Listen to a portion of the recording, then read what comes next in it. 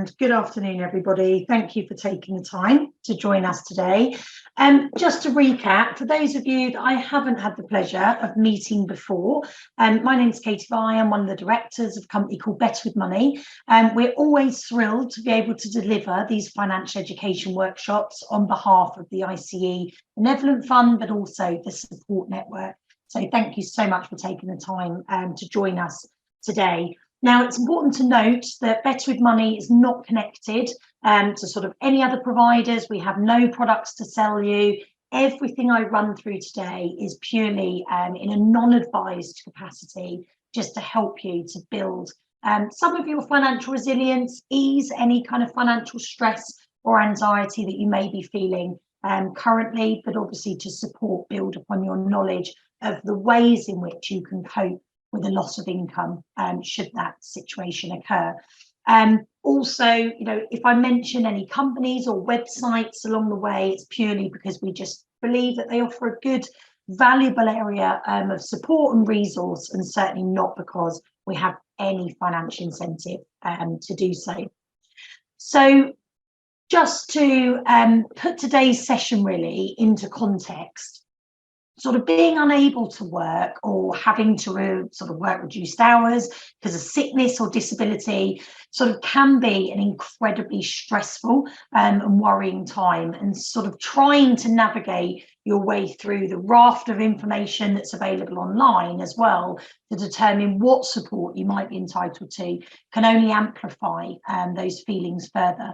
So the purpose of today's session is to provide you with an overview of the support that's available should you or your loved ones sort of face a situation where you do have to cope with that loss of income, and hopefully just give you that confidence that you know where you can go to explore that in more detail as well. So with regards to what we're going to cover today, we're going to have a look at some key considerations. If you do experience a loss of income, the sorts of things that you need to be considering. We'll have a look at what cover and benefits you may already have in place, either through your place of employment, for those of you that are employed, or what you may have taken out privately if you're self-employed. And we'll also spend some time just exploring the statutory support that's available, and also, you know, what you can then do to bridge over any gaps in protection that you may have, and some tips for kind of exploring those policies in more detail. And as always, at the end, we will have plenty of time for questions that Sarah will kindly facilitate for us as well. So I'm sure it won't be news to you that in an ideal world, it's saving money, and that's the key to sort of protecting your financial future. And most financial advisors recommend that we should have enough money saved to be able to cover our essential outgoings for at least kind of 3 months. And that's on top of the money that we sort of should be saving for things like retirement and rainy days. But if we have a look at some research, it shows that on average, 1 in 7 of us have actually got no savings. If you are aged between 20 to 30, then that figure actually increases to half of people having no savings at all. And 1 in 3 of us have got less than £1,500 set aside. Also, 1 in 10 admit to spending more than what's being earned, kind of meaning that we're permanently living in debt, using overdrafts or credit cards in order to pay those daily expenses. And we've got 2 in 3 of us that haven't got a financial plan in place for the future. Now, I know from experience in the role that I do that many people do actually have savings, and they are planning for these sorts of unforeseen circumstances. But it's about asking yourselves with certainty, would you be able to provide for the people who depend on you financially if your circumstances were to change because of things like illness, divorce, sort of reducing of hours, or even death in some circumstances. Now, everybody's circumstances will be different that we've got joining today. There certainly is no one size fits all answer. So firstly, it's about thinking about what's important to you. So is it your family members, your lifestyle, your home? How might things change if you weren't able to work, you had that loss of income, or indeed your salary was to drop. Now, in terms of your family, it's about thinking, who do you already need to provide for financially? So is it a partner, children, or are you one of the 31% of adults that's sitting in the sandwich generation who have got sort of financially responsible parents, but also you're also having dependent children that are perhaps still living at home or in full-time education? Also, it's thinking about what money would you need if you weren't able to provide anymore. So would it be monthly income, lump sum, etc.? It's also thinking about what liabilities and commitments that your income currently has to cover. So have you got a mortgage or debts that would still need to be paid if that income was to stop, or would they not be there anymore? Do you have savings that you could use, or would you need an insurance policy that covers any outgoings that you still have? So no two people are going to be the same here, and the type of kind of protections and benefits that you may need will very much depend on your personal circumstances and also what you have in place already. And the first starting point is to make sure that you've done a thorough assessment of what your essential spend already looks like on a monthly or certainly an annual basis. And that's really where we come to budgeting and the power of budgeting.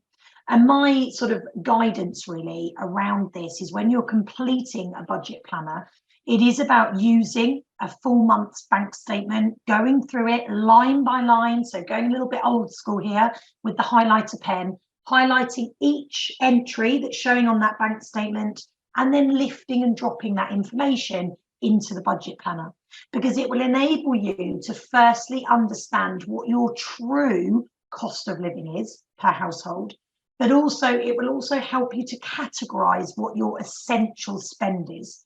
And it's obviously that essential spend that ultimately keeps a roof over our head. So it's paying the rent, the mortgage, food costs, gas, electricity to keep us warm, etc. So we want to be able to categorize it in those three different ways. But with regards to the coping of the loss of income, it's that essential spend that we're only interested in, because arguably the debt is not a priority at that moment in time, but also neither is the fun stuff either, I'm afraid. So it is about us making sure that we can cover and adequately cover our essential spend. Now, you're very welcome, and if anybody hasn't done a budget before, you are very welcome to download one of our budget planners that sit on our Better With Money website. You can either use a paper-based version, or you can certainly use it interactively if that's what you prefer as well. But really, really important to start assessing what the reliance is on the household financially and running through a budget planner on a monthly basis. Also, if you do have partners, you have financial commitments together, joint assets, it is about always doing these sorts of analyses together as well, and not working in isolation, because it's really important that by the end of the session, which you'll see, that you have that understanding of what the impact each other actually has within the household, but the impact you could have on each other financially if there was to be an unforeseen circumstance where the income was to stop kind of overnight. So once you've done your budget planner, you've been able to document and assess what your essential spend is as a household. It's then starting to look at what you've already got in place. And there may be a level of employee benefits that you've already got. So one of the key benefits of being employed, sort of through an employer, is the rich level of employee benefits that perhaps you have access to, and the benefits that are in place to be able to support your financial well-being and protect you in times of need. Now, for anybody obviously on a self-employed basis, you won't have that luxury of an employer that's providing perhaps some of these, but they can be taken out on a personal level, and you certainly may have already done that anyway. But certainly to just work through them, these are the most common kind of employee benefit sort of protection policies that tend to be in place. They might either be employer sponsored, so they may be paying for them for you, or they may be an opportunity that you can take as a sort of flexible benefit where you make a contributions deducted through your pay on a monthly basis for them. So starting off then with sick pay, so pretty self-explanatory really, and it's just a case of looking at your employment contract to see the level of pay that would be awarded to you if you were off sick. And again, that will differ from employer to employer as to how rich that level of benefit is. But it's making sure that you understand, and then you can see the first action that comes in there. Is that cover enough? Again, don't think about this in isolation. Make sure you're working through it with a partner if you are financially linked to somebody, to make sure that you understand what your sick pay entitlement looks like, but also what theirs looks like as well, so that then you can start to identify whether there's a potential gap in order to cover that essential spend. Now, the next benefit, which can be an incredibly valuable benefit for anybody that has got it, is income protection insurance. Now, it's kind of designed to support you financially if your income was to stop because you couldn't work due to sort of illness or injury. It's essentially designed to continue to provide a level of income once company sick pay entitlement stops. So there will typically be a deferment period that sits on these policies. It's not uncommon for it to be 26 weeks waiting time before the first payment will kick in. And it can cover you for anything up to 70% of your gross annual salary. And that is less any employment support allowance that's being paid as well. Now, I regularly get asked, is it possible to be able to cover yourself for 100% of your sort of annual salary? And the answer, sadly, is no. So you'll tend to find that 70% is the highest level of cover that you'll ever be able to find. And that's because there does need to be an incentive for us returning to work. So the government will not allow insurance policies, whether they're employer sponsored or whether they're taken out privately, to protect us for the full 100%. Because let's be honest about it, we knew that we could sort of recuperate at home and still be on 100% of our salary, would it really give us that incentive to get back into the world of work and perhaps the stresses and pressures that come with that role? The likelihood is no, it wouldn't. So that's why you will always find that any form of insurance covers that are protecting income will never go up to 100% of salary. Now, again, for anybody with a partner, it's important to understand what cover they may also have in place, if at all, because it will really help you to understand what income replacement the household would have in the event of one or both of you being unable to work. Now, if you feel that you are over-insured, then you tend to find that you sometimes have the option to sort of reduce some of these benefits. But again, that would be a conversation to have with your individual places of work. If you've got it as an employer-sponsored benefit, or certainly for anybody self-employed, then you would only want to be paying for the most suitable level of cover. And it goes without saying that income protection is a pretty expensive form of insurance. And for anybody who needs to maybe take this out on a personal level, it's about working out how much cover you need. So adding up things like your mortgage or debts, including credit cards, loans, all those other expenses. Try and find the monthly amount that you would need to cover yourself for. And again, we go back to that budget around looking at that essential spend and then taking away any other income that you may be receiving and then looking to cover the rest through the policy. Be really careful, not to over-insure yourself with income protection, purely because if you did have two policies in place, so maybe one privately or one that was sort of paying out through employers, only one is allowed to pay out because you, again, need to make sure you're not receiving more than 70% of your regular income. So you could be paying out for two policies for zero benefit. So really important to make sure you're not over and insured as well with these sorts of things. Another form of financial protection that can support people through a loss of income is critical illness cover. Now, this is different to income protection because critical illness cover pays out a tax-free lump sum upon diagnosis of a specified illness. And the key to note here is that the illness must be listed in the terms of the policy. So it doesn't cover you for every type of illness. So it's worth reminding yourselves, if you've either got this in place or you're looking to take it out, of exactly what illnesses are covered and what potentially is excluded. So really, really important and valuable benefit. Also importantly, sometimes people think with critical illness that it maybe only pays out once. That's not the case. So if you were to be diagnosed with a critical illness, let's take a kind of heart attack as an example, and you were very fortunate that you recovered, so the policy paid out a lump sum, you recovered and you actually returned back to work, then the policy can actually pay out again. Okay, so it depends on the terms of the policy, but usually these stay in place. So they're not something that sort of finishes once they've paid out once to you. And another very typical form of cover that you can have is either life cover, if you take it out individually, or if you're working through a place of employment, then it's known sometimes as death in service or group life assurance. And it basically means that it's either a set sum that pays out that you've insured yourself on death, or it can be a multiple of salary through a place of employment. Now, if you do have it as an employee sponsored benefit, you don't need to actually die at your desk in order for it to pay out. And that may seem a bit silly for me to say that. There is sometimes some confusion. It just purely means that it's a company funded benefit. And whilst you're an employee, contractually, should a tragic circumstance happen, then obviously it pays out. It doesn't physically require for you to be on the job or in your place of work, so to speak. And it's that lump sum that can pay out to help a loved one or to ease any sort of financial dependency, young children or other cost of living. And it's up to them really what they then choose to do with that lump sum benefit.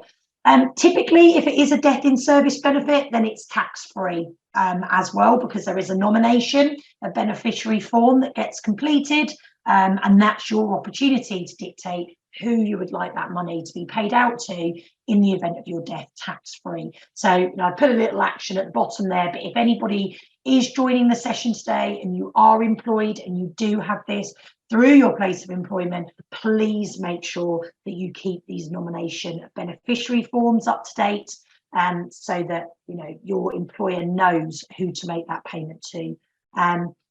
Simply because if you had an ex-partner listed down on this sort of benefit and you hadn't updated the nomination form, then sadly the money would still go to that ex-partner, because it is as good as your will. So really, really important to make sure that you get that in place. And you can see here a table. So for anybody looking to take out this form of life insurance on a personal basis, you can see that it's very much age related. So the older somebody gets, the more expensive those premiums start to become. But also for smokers, there is a dramatically increased rate that gets applied as well.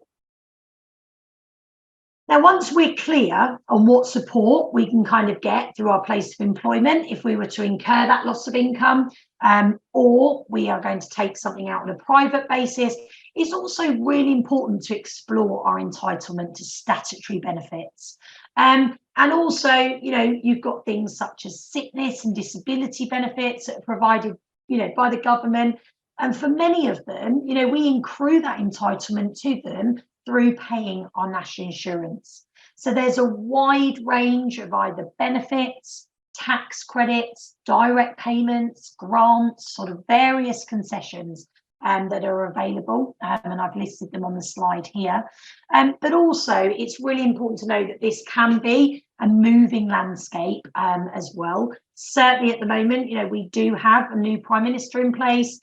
We have got sort of new members of Parliament that are coming into role as well. So therefore, it's really important that you always check the Entitled To website, which is a fantastic resource. It has a brilliant benefit calculator that sits on there, where you can kind of pop in your details and just check to see what benefits you may be entitled to.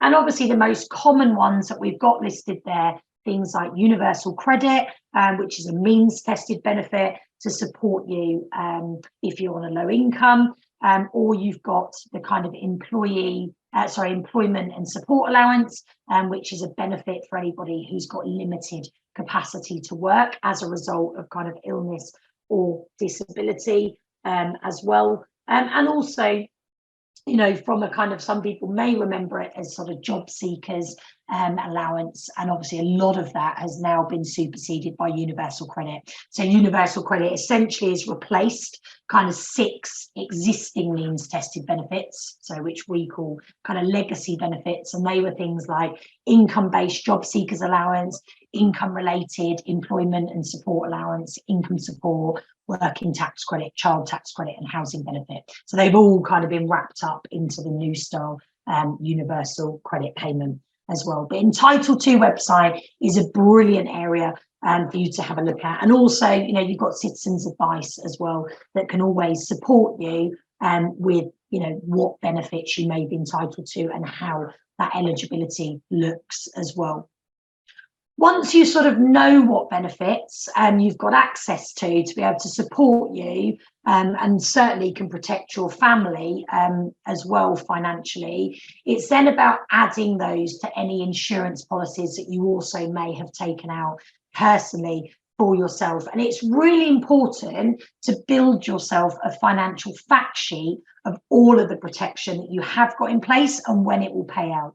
It's also then worth kind of adding in the insurer contact details for each policy, just making sure as well that your family know where all of that information is kept. So bringing it into one place so that they could also access it and the details if they needed to. So that if, you know, the reason you've got a loss of income is actually sadly because you're incapacitated or you're not in a position to be able to sort of go through all of your files and folders, then it's just making sure that that is accessible for them to be able to start dealing with that on your behalf.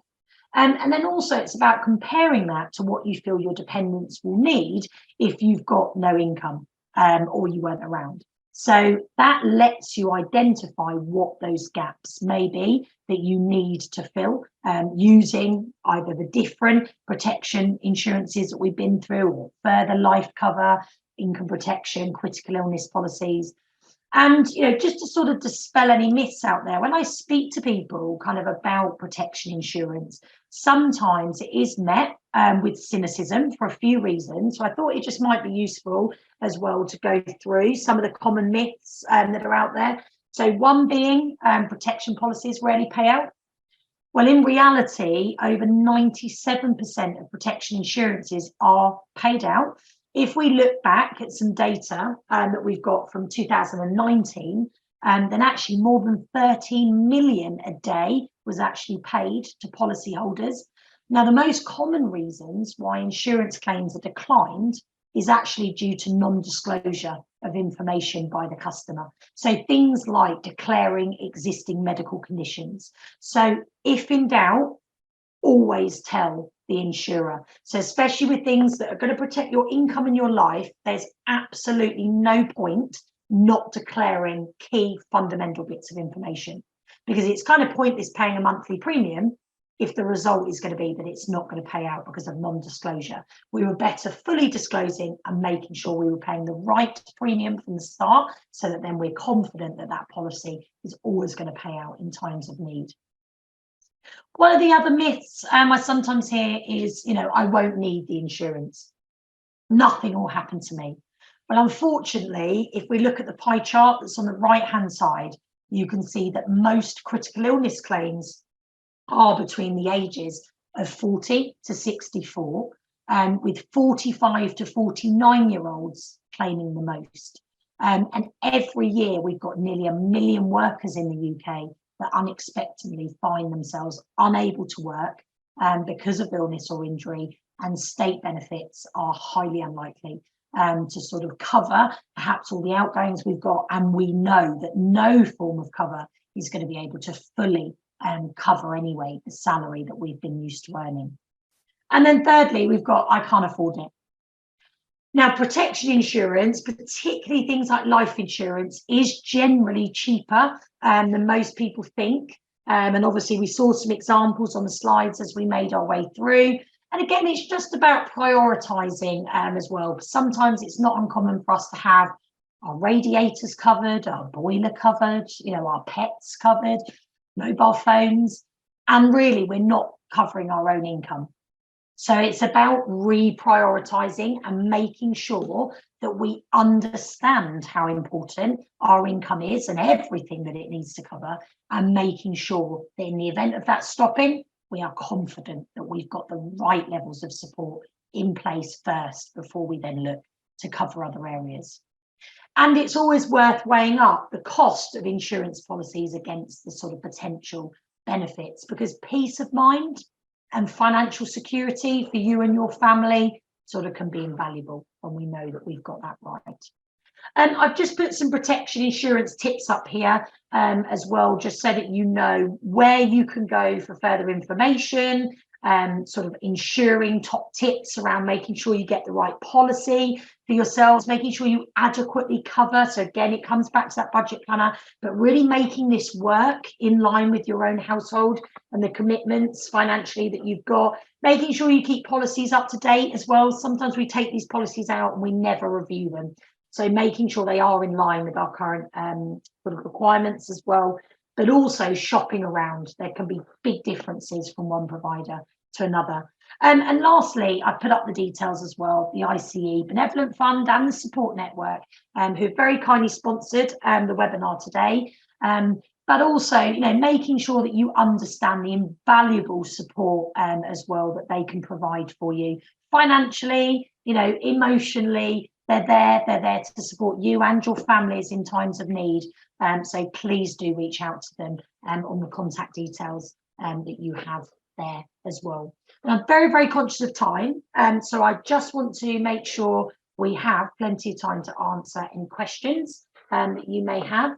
So I'll just hand back over to Sarah to see what questions we've got there. Thank you very much, Katie. Great content as always. We've got a couple of questions, and our first two, I think, may be linked together. So I'll ask you one and then follow on with the next one. First of all, why is mental health illness not recognised in any insurance cover? So that used to be the case historically, but certainly now, and for wonderful reasons, because of the amount of kind of campaigning and sort of work that's been done really in the mental health space, you will tend to find now that mental health illness is actually covered in kind of life assurance and death in service benefits and so forth, because it you know, it has become much more recognised now. And there is a lot more kind of attention, quite rightly so, about it. So actually that used to be the case historically, but actually now there is lots and lots of cover and support and financial recognition that's in place for mental health illnesses. Thank you, Katie. And you touched on this a little bit a moment ago. Is death in service benefit payable if an employee commits suicide? So again, historically, sadly, no, it wasn't recognised as a means for kicking out the death in service payment. It does now. So it is now seen as a mental illness, and therefore it comes under the cover of death in service benefits, but it never used to be, disappointingly, because it wasn't seen as an actual illness. It was seen as an individual act that somebody had gone ahead and initiated themselves. But obviously, quite rightly, that school of thought has changed, and it is now linked to the mental health illness. So therefore, yes, commit suicide does trigger a death in service payment to be made. That's great. Thank you, Katie. And just one more. If you have income insurance, does this affect your ability to claim state benefits, i.e., is it counted as income in the benefits assessment? Yeah, so with lots of the statutory benefits, they are means tested. So they will obviously be looking at how much you've potentially got in savings. They will also be looking at what income is already coming to you, because remember what I said right at the start, it's not possible, or shouldn't be possible, for somebody to be replacing 100% of their annual salary or more, as the case may be, with two different products paying out. So yes, they will absolutely take that into account, that whilst you do have an adequate level of insurance in place, then perhaps you will forego a level of statutory benefit until that stops.